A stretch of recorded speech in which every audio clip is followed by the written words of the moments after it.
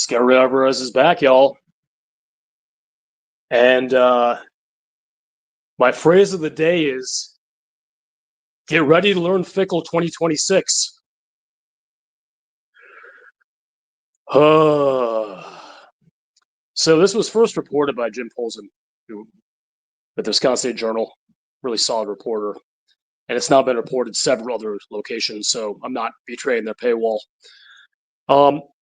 Mega donor Ted Kellner. Some of you might recognize the name. It's been around the block a few times.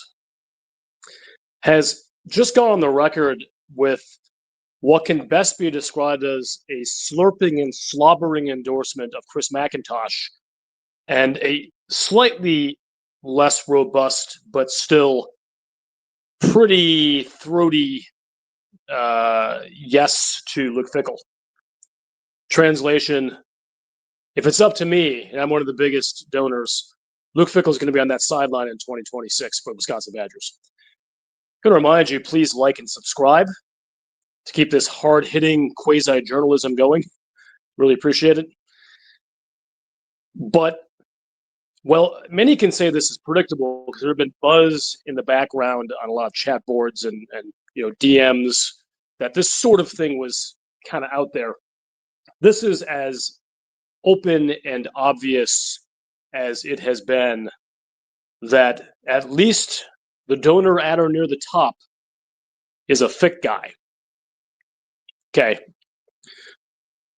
Yeah, interesting. Very interesting. Well, let me kind of quickly go through this. This is going to be a quick hitter today, but I have some initial thoughts. And to orient someone out there who doesn't know, I'm a relatively recent adherent to the Fickle must be fired squadron.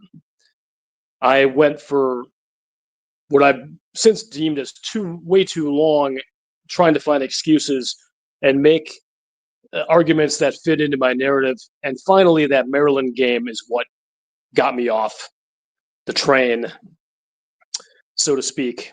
And while I'm not enthusiastic about it, I take no joy in any of this. I think it's a terrible situation. I actually kind of like Fickle. Like, I don't want bad things to happen to him and his family. But I'm of the position that the Wisconsin football program would be better served with a different head coach. Okay, nothing has changed with that. Scoring a touchdown against Oregon hasn't taken me off that position, as for some, apparently. But let me go into really quick just a few arguments why I am slightly aghast that Kellner is so deeply pro-Fickle right now. And some of these apply to McIntosh, too. I can make that argument, too. But more the coach. Here are some things that I think are counter-arguments to why someone would take that position. And again, I'm not going to go over everything that has happened that is bad. But these are just broad categories that, when taken together, just make me shake my head going, what is this guy doing? Even if he's thinking these things kind of in the back channels of the world, Kellner is just inviting exactly the kind of podcast that I'm doing, and there's probably going to be tons of them. So, again, I'm not hitting everything, but here's one. Players quitting. No, the best example that didn't just happen in Eugene, Oregon, because that defense played about as hard as they played all season. But there have been numerous examples that football minds that are much better than I have noticed as well, where players clearly are not all in.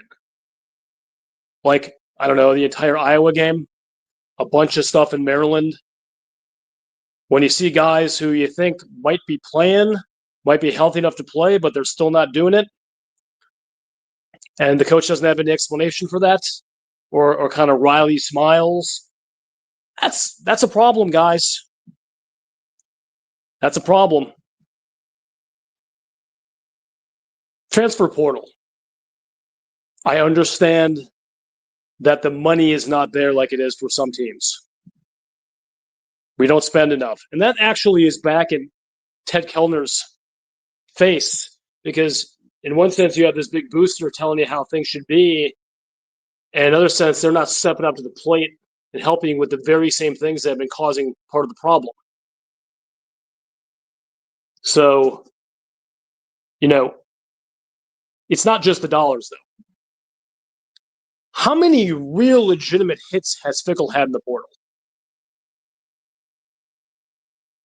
Mason Reiger, that's a good one. Got a few guys this year, I think, that have been contributors. But, you see something like JVR Suggs, and you have this big, trumpets and balloons and stuff, and just these guys are just guys. And maybe that's where we are. But kind of like the wide receivers in his first portal class, it just haven't been enough hits. That's a talent evaluating mechanism and a player development mechanism going hand in hand in the portal era. So when you hear things like, well, we're just going to have more money then, here, McIntosh, we'll have more money for the portal for Fickell. Are we confident that he can find the right guys even with more money? Do we know that? Head-scratching strategy. There are too many to list, but just basic things like there's a significant amount of time on the clock, let's say before a half, and we see the ball get run 3 times just straight up the middle. Or we get inside the 40-yard line at one of the first times in God knows how long, and maybe you punt it. Or a play call here, or a play call there, or defensive strategy here, or defensive strategy there. It sounds like I'm nitpicking, but the reality is it's kind of like the forest and the trees kind of situation where you see this enough times and you're going, what's going on? You have timeouts in your pocket at the end of the Michigan game, and you don't even try and stop the clock in a 2-score game. Yeah, you're probably not going to win. But waving a white flag, that's a choice. That's a decision. Okay? I don't have enough time to go through all the strategic shortcomings of Fickell the last 3 years, but there have been a number of shortcomings. Sticking with, and again, I want to be clear here, I'm not a Hunter Simmons hater. Seems like a good human being, was going to be a fantastic accountant someday, or lawyer, or whatever he wants to do. But the fact that for the second time in 3 weeks, Luke Fickell said, yeah, I probably stuck with him longer than I should have. I don't know if this is coach speak because there's no one else to go to.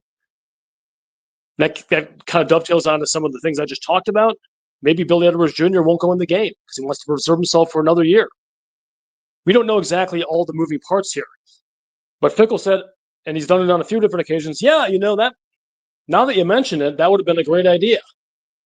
Or even worse, I don't know what happened here, which we've heard from him a number of times.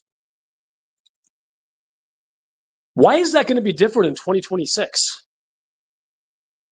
The same kind of either not being engaged enough or not getting it, whichever one it is, or maybe it's both. Those are elemental. Those are elemental things. So why would that be different with a little more talent and a little more money, maybe a couple better position coaches, which I'm certainly hoping will be a minimum? I don't know, guys. I'm struggling with this. I'm trying to see the future and why it will be different. And that applies to every one of the things I mentioned. And I cannot find that answer. The Wisconsin Badgers have scored 27 points in 5 Big Ten games. It is just slightly right now over the all-time worst points per game for the Big Ten in the history of the conference, with some tough defenses yet to play.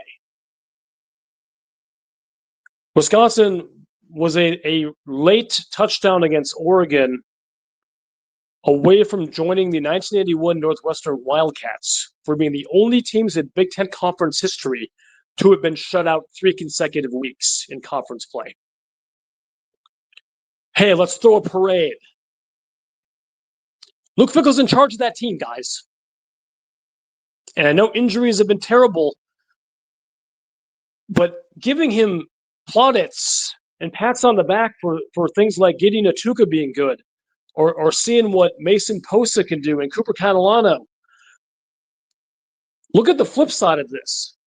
If these guys are showing you something now Why the hell weren't they in the lineup showing us something before it became an injury issue? Before they were thrust into the lineup? Kind of like when you have a punter getting a 20-yard gain, calling his own number, and Fickle's like, yeah, I didn't call that. It was the coolest play of the year for the Badgers. It wasn't even from Fickle. He's coaching like someone laying down on bed rest, like a zombie, not engaged.